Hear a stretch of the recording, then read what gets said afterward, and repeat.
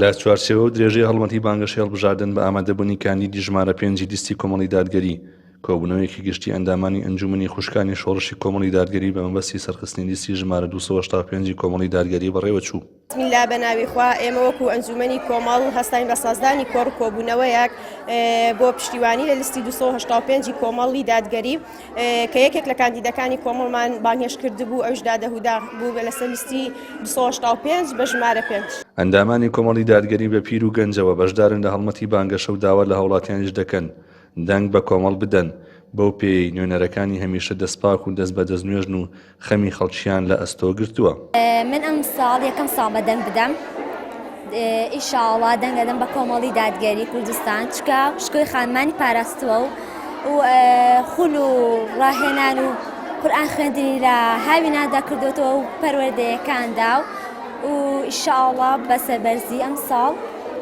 دەنگ دەدەین بە کۆمەڵی دادگەری کوردستان. ئەم لە هەرچی بوسڵمان هەیە هەر کەسێ بوسڵمانەوە خۆی بوسڵماندا ئەنێ دەنگ بۆ عەلی باپیر با لەبەر خاترەوە خاوەن قورئانە خاوەن دەستی وە دەستنوێژە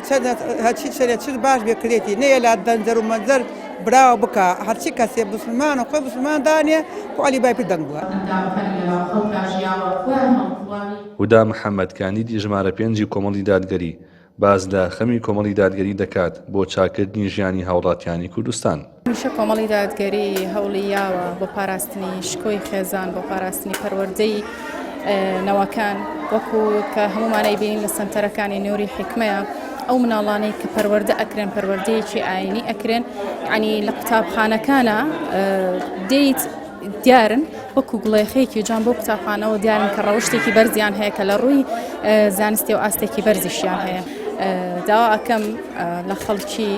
11 دەنگ بن بە لیستی 285 لیستێکی پاکە و هەموو کار و بەرنمەیەکی چاکردنی ژیانی خەڵکیە لە چوارچێوەی ئاینی ئیسلامدا. یەکێک لە ئامانج و پرۆژەکانی لیستی 285 کۆمەڵی دادگەری پاراستنی پەروەردەی کۆمەڵگە و خێزان و تاکە و لەو پێناوەشدا لە ڕابردوو کاری زۆری کردو و لە داهاتووش بەردەوام دەبێت.